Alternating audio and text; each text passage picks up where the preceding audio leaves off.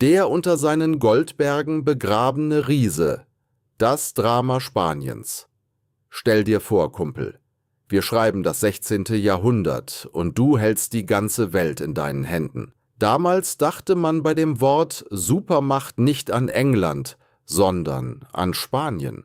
Ein so gewaltiges Imperium, dass für sie zum ersten Mal der Satz geprägt wurde: Das Reich, in dem die Sonne niemals untergeht. Doch wie es das Schicksal so will, zerbrach diese reichste Macht der Welt am Ende am Gewicht ihres eigenen Schatzes. Der Kern der Sache ist folgender: Spanien machte den Fehler, plötzliches Geld mit echtem Wohlstand zu verwechseln. Und genau das ist eine Lektion, die auch heute noch brandaktuell ist. Ein Imperium aus dem Lottogewinn. Nach 1492 knackte Spanien in der neuen Welt quasi den Jackpot. Silber und Gold flossen in solchen Mengen von Amerika nach Europa, dass es jede Vorstellungskraft sprengte. Zwischen 1500 und 1650 brachten sie unglaubliche 180.000 Tonnen Silber herüber. Das war um ein Vielfaches mehr, als ganz Europa in den vorangegangenen 1000 Jahren gefördert hatte. Überleg mal. Während die Engländer auf dem Gebiet der heutigen USA noch im Schlamm ums Überleben kämpften, hatten die Spanier dort längst Universitäten und Kathedralen errichtet. Aber das Fundament dieses glänzenden Gebäudes war morsch. Warum gab es trotz Silber kein Brot? Hier wird es kompliziert. Was passiert wohl, wenn man ein Land mit Silber flutet? Die Inflation explodierte. Es gab zwar massenhaft Geld, aber die Menge an gebackenem Brot blieb gleich. Die Folge: Die Preise schossen durch die Decke. Ein einfacher Spanier konnte sich plötzlich kein Brot mehr leisten, obwohl sein Land auf Bergen von Silber saß. Ökonomen nennen das die Preisrevolution, im Grunde die erste große globale Inflationsfalle der Geschichte. Der Preis des reinen Konsums Spanien verfiel in eine gefährliche Mentalität. Warum sollten wir uns abmühen und Fabriken bauen, wenn das Silber einfach aus den Minen fließt?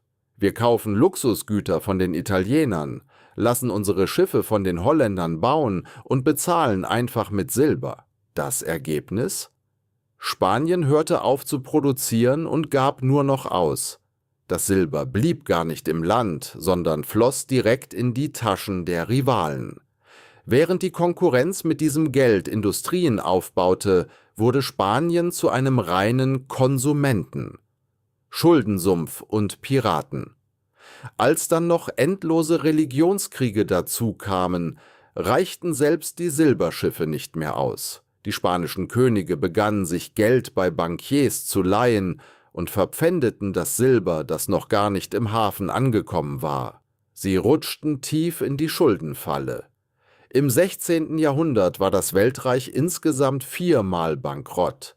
Zu allem Übel tauchten Piraten wie Francis Drake auf. Diese Männer stahlen nicht nur Gold, sie ruinierten Spaniens Kreditwürdigkeit. Wenn eine Flotte sank oder abgefangen wurde, konnte Spanien seine Schulden nicht mehr bezahlen. Das Fazit: Schatz oder System? Die Engländer und Holländer erkannten eines: Wohlstand ist nicht das Gold im Tresor, sondern ein funktionierendes System. Sie gründeten Banken, Handelsgesellschaften und Produktionsnetzwerke. Spanien hingegen grub nur Löcher in die Erde. Heute ist es nicht viel anders. Höhere Löhne oder massenhaft Geld auf dem Markt bedeuten nicht automatisch Reichtum. Wenn nicht produziert wird, fließt das Geld einfach durch ein Loch in unserer Tasche ab. Spanien erinnert uns daran: Wohlstand ist nicht das, was man ansammelt, sondern das, was man aufbaut. Die Geschichte wiederholt sich, weil sich die menschliche Psychologie und Machtinteressen nie ändern. Wenn dir dieser Blickwinkel gefallen hat, dann bleib dran. In den staubigen Seiten der Vergangenheit liegen noch viel mehr Antworten. Das war's für heute bei Die Vergangenheit. Vergiss nicht zu abonnieren und die Glocke zu aktivieren. Wir sehen uns morgen.